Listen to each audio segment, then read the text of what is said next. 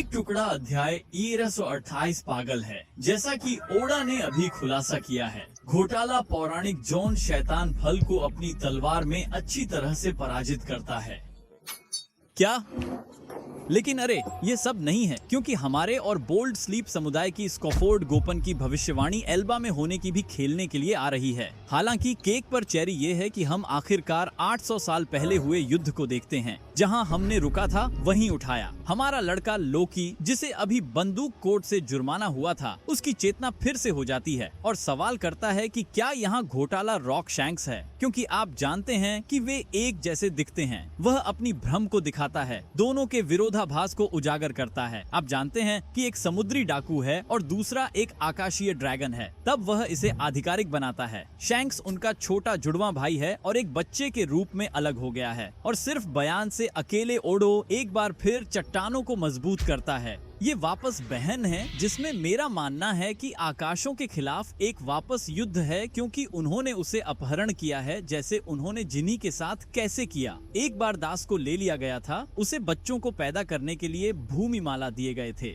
यह विशेष ड्रैगन द्वारा किया गया एक आम अभ्यास है, जहां किसी भी संतान का अधिक उद्देश्य के लिए उपयोग किया जा सकता है। आंतरिक सर्कल के लिए सैनिकों की भर्ती करना चाहते हैं तो वे उनके बीच नहीं रह सकते। कुछ को दुर्लभ शैतान फल खिलाया जाता है और भगवान के शूरवीरों में शामिल होने को धकेला जाता है। बॉनी के जन्म के साथ टोशी टोशी नो मेरे शैतान फल का एक अर्क दिया गया। 88 साल पहले जिनी की तरह बेक की बहन ने भी अपने बच्चों को बचाने की कोशिश की। बेक ने देवता घाटी पर हमला किया, हालांकि वह अपने बचाव मिशन में विफल रहा। इस घटना ने उसे एक खजाने की छाती में रखकर आकाशीय ड्रैगन के चंगुल से शैंक्स को बचाने का अवसर दिया, जिसमें बाद में उसे रोजर्स चालक दल ने पाया। अब एबीडी तोप को छोड़कर अध्याय 11 और 23 में शैमरॉक से पता चलता है कि शैंक्स एक बार शादी में लौट आए थे, या लेकिन पहले ही नीचे की गंदी निचली दुनिया को पसंद कर चुके थे, जो बहुत पुष्टि करता है कि विश्व सरकार के सामने आत्मसमर्पण करने से पहले रोजर ने शैंक्स को अपनी सच्ची उत्पत्ति के बारे में बताया, जो लोगों के उसी समूह से संबंधित है कि उनके जैसे समुद्री डाकू हाथों को तिरस्कार करते हैं, युवा शैंक्स के प्रतिष्ठित टूटने में योगदान करते हैं। इस जानकारी ने उसे इसकी पुष्टि करने के लिए मैरी जोएल के पास लौटने के लिए धकेल दिया, लेकिन अपने परिवार को देखते हुए उसे पता था कि वह एक अलग कपड़े से है और उनके बारे में जो कुछ भी उसने सुना है वह सच था। वे नीचे कुछ भी नहीं थे।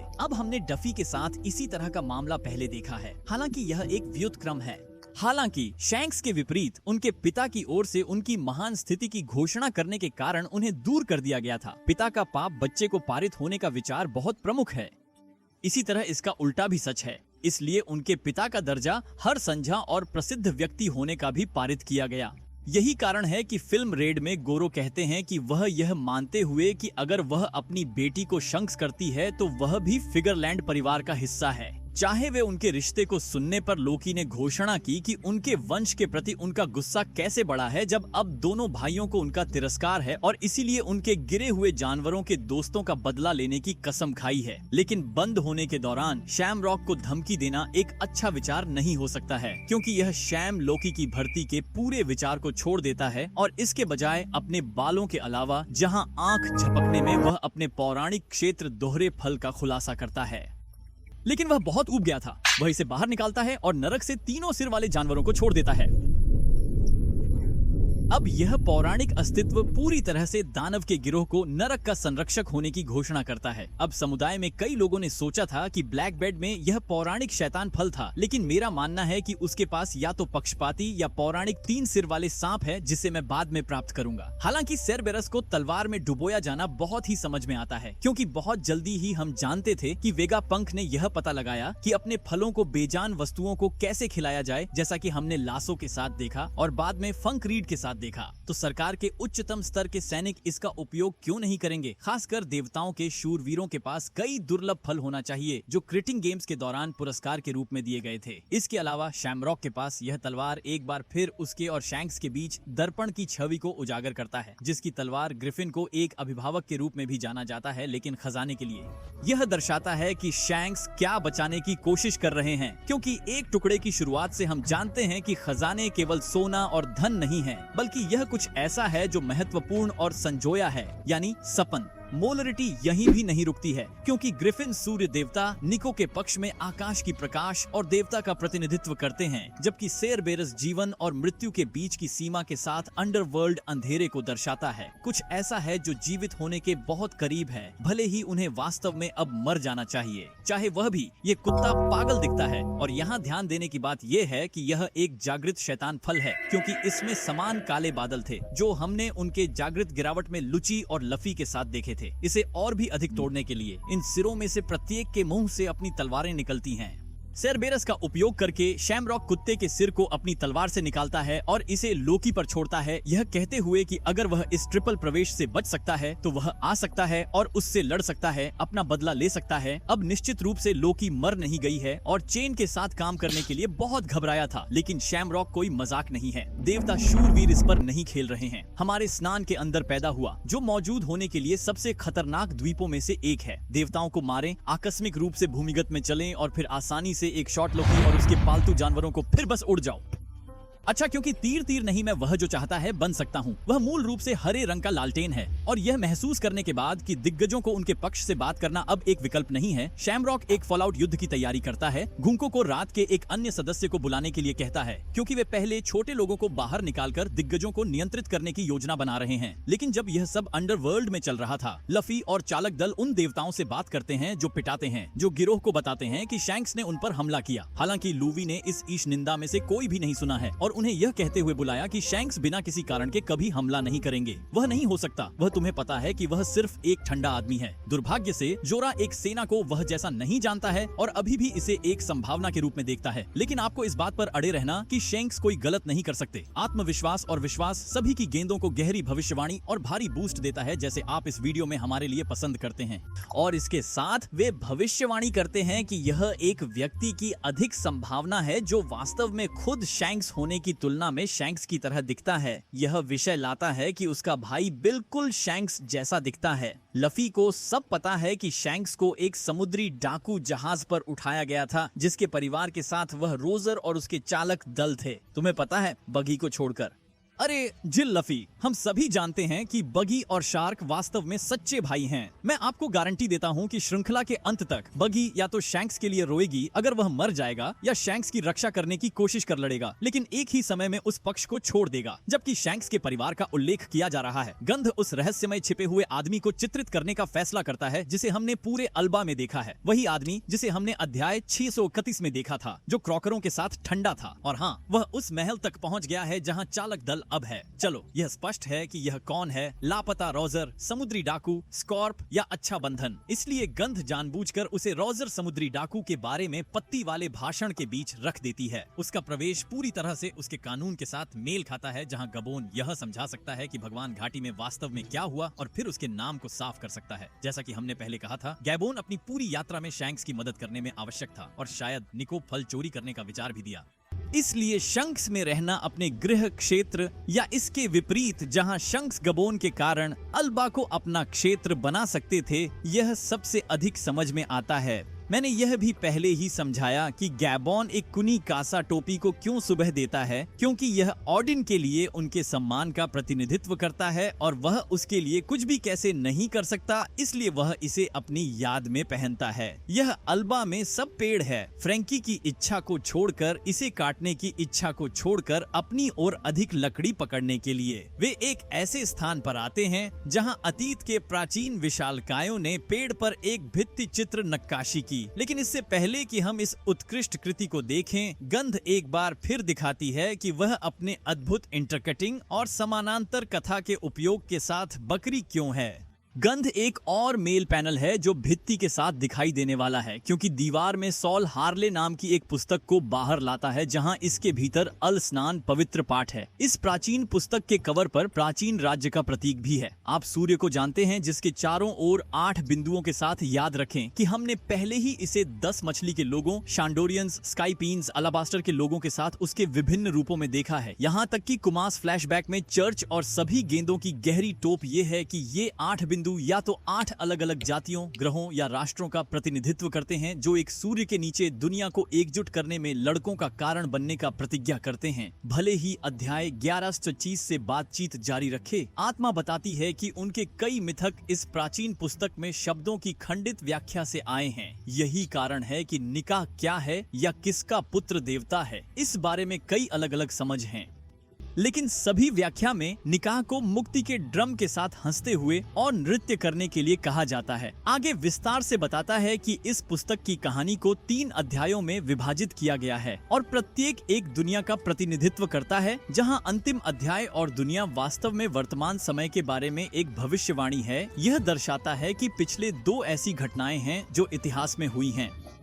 जब रॉबिन पुस्तक को पढ़ने के लिए लेता है तो हम पूर्ण महाकाव्य अंतिम दोहरे प्रसार के माध्यम से पैन करते हैं, जिसमें पूर्ण भित्ति चित्र प्रदर्शित किया गया है। रॉबिन एक कविता का अनुवाद करता है जो 3 दुनिया को समझाता है, जहां पहली 2 का इतिहास भित्ति चित्र द्वारा दर्शाया जाता है और यह तस्वीर पागल है।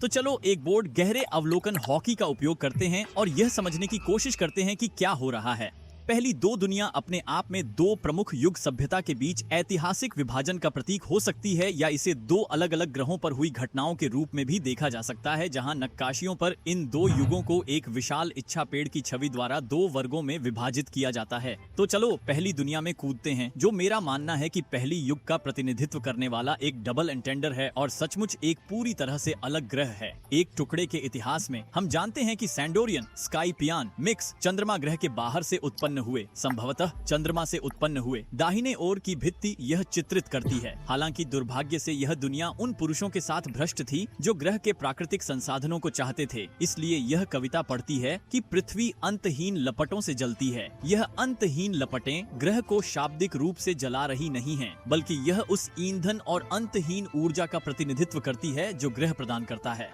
इसलिए माँ की लौ इस अनंत ऊर्जा की हर व्याख्या है। इसलिए शब्द दिल या मनुष्य इच्छा से जलते हैं, जो मानव जाति के विकास के लिए अहंकार और जुनून को दर्शाते हैं। हम यह चित्रित भी देख सकते हैं। प्रतीत होता है कि पहली दुनिया की कहानी बताती है जहां ऊर्जा की खेती और नवीकरण की गई थी, जिसने बदले में औद्योगिकीकरण को बढ़ावा दिया। हालांकि हम एक पदानुक्रम देखते हैं जिसमें एक राजा इस ऊर्जा के उत्पादन की देखरेख करता है, लेकिन दुर्भाग्य से उच्च परिणाम देने के लिए गुलामी हो रही है, जो हमें अगली पंक्ति पर लाता है। फुसफुसाने वाली प्रार्थनाओं से सूर्य देवता उठा, गुलामी द्वारा इशारा किया गया जो निषिद्ध तारे तक पहुंचा। यह दास के साथ एक स्वचालित मशीन जैसे सिस्टम के चारों ओर चलने वाले छोटे ऊर्जा चिंगारियों के साथ चित्रित किया गया है, जो वे राजा को प्रदान करते हैं, जो फिर किसी तरह इसके आकार को बढ़ाता है और फिर फैलाया जाता है। निषिद्ध तारे तक पहुंचने का मतलब सूर्य हो सकता है। हालांकि यह अन्य स्वर्गीय निकायों का भी प्रतिनिधित्व कर सकता है, यानी वर्तमान एक टुकड़े दुनिया का प्रतिनिधित्व करता है। दास स्वतंत्रता की मांग में भाग लेना चाहते थे और राज्य के नीचे भूमिगत हम एक दास विद्रोह को देख सकते हैं, जहां संभवतः सूर्य देवता निकाह की मदद से उन्होंने जानवरों, मानवीय और यहाँ तक कि पंखों वाले लोगों से दूर उड़ने की योजना बनाई। वे मिंकों और निश्चित रूप से आकाश पियान और अन्य पंखों वाले दोषों के पूर्वज हो सकते हैं। आश्चर्यजनक बात यह है कि चंद्रमा पर, जिसे परिमूल्य या अंतहीन पृथ्वी के रूप में भी जाना जाता है, एक भूमिगत ऑटोमेटा सभ्यता थी जो चंद्रमा पर उड़ने के बाद पाई गई थी,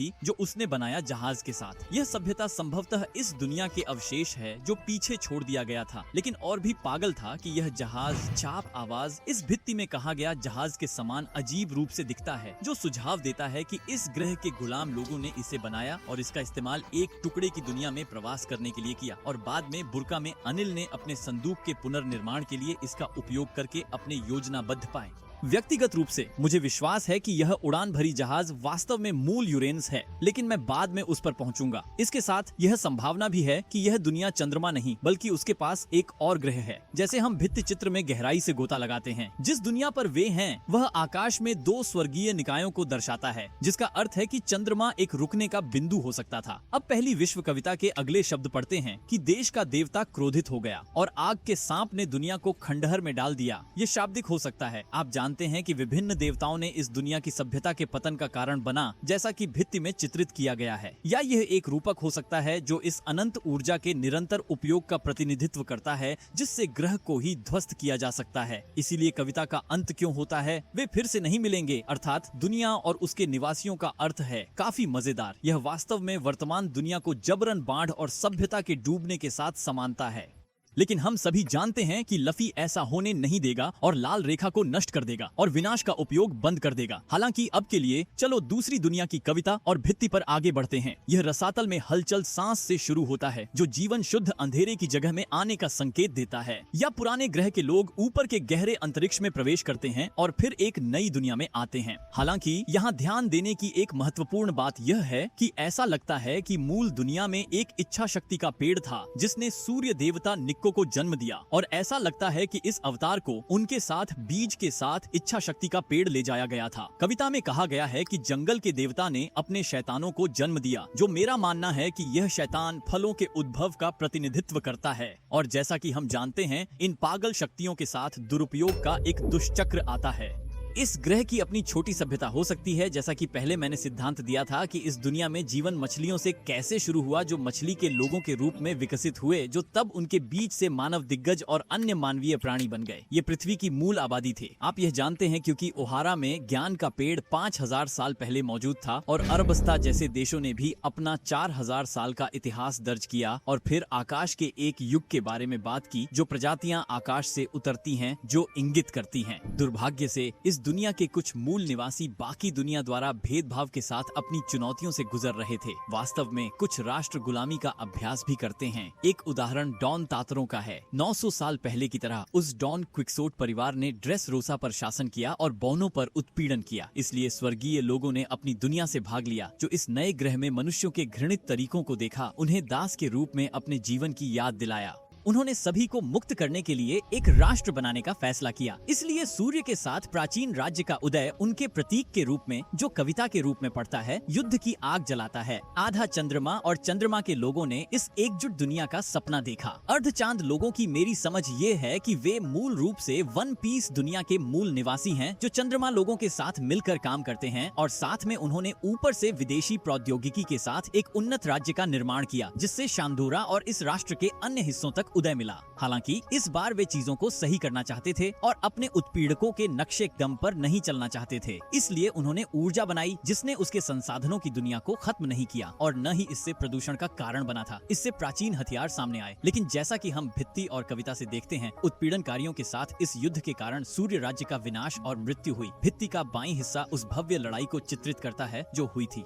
हम अपने निको फॉर्म में जॉय बॉय को देखते हैं, जो हाथों में ढाल और तलवार के साथ चार्ज का नेतृत्व करता है। उसके साथ हमारे पास संभवतः महाद्वीप के पूर्वज पुलर ओल्स, एक और विशाल, एक मत्स्यापना रानी, संभवतः पोसेडन है। हमारे पास कुछ मिक्स हैं, हमारे पास एक के लोग हैं और निश्चित रूप से छूने और शिन डोरियन जो उनके साथ थे। सभी ने सूरज को पकड़ते हुए दिखाए गए एमू के खिलाफ मुकाबला किया। अब इसका दो अर्थ हैं, जहां एमू न केवल यूरेनस के थोड़े ऊर्जा स्रोत को पकड़ रहा है और बाद में जिसका उपयोग दुनिया पर हमला करने और नष्ट करने के लिए किया जाता है, बल्कि यह स्वतंत्रता का प्रतिनिधित्व करता है जो इस राक्षस द्वारा पकड़ा गया है। यूरानस की चोरी और गलत तरीके से इस्तेमाल होने के कारण समुद्र बाधित हो गया और इसने समुद्र देवताओं का क्रोध उठाया, जिससे महाभूमि के अनियंत्रित समुद्र लोगों को अलग कर दिया। इसलिए वे फिर कभी नहीं मिलेंगे। यह तब हमें नई दुनिया की तीसरी कविता और भविष्यवाणी की ओर ले जाता है। यह अराजकता के शासन के बाद शून्य सदी का उल्लेख करने के लिए तुरंत शुरू होता है। लेकिन भविष्यवाणी हमें बताती है कि वादा किए गए दिन की यादें कभी मिटाई नहीं जाएंगी। वास्तव में हमें कुछ बड़ा मस्तिष्क खेल मिलता है, क्योंकि यह कहता है कि इसकी छाया बहती है, क्योंकि आधे चंद्रमा की आवाज युगों के माध्यम से गूंज रही है। अब छाया केवल सूर्य के कारण बनती है, जहां आधे चंद्रमा की गूंज पूरे युग में गुजरने की इच्छा है, जब तक कि सूर्य देवता निको लौटता नहीं है। अब यह भित्ति वास्तव में गहरा भी जाता है, लेकिन शायद इसे अपने स्वयं के वीडियो की आवश्यकता है। यदि आप चाहते हैं कि मैं इसे कवर करूं और इस बारे में बात करूं कि यह विभिन्न भगवान फलों का प्रतिनिधित्व कैसे कर सकता है, तो मुझे नीचे बताएं। लाइक बटन को तोड़ें और अधिक पीक फिक्शन के लिए इस वीडियो को देखें।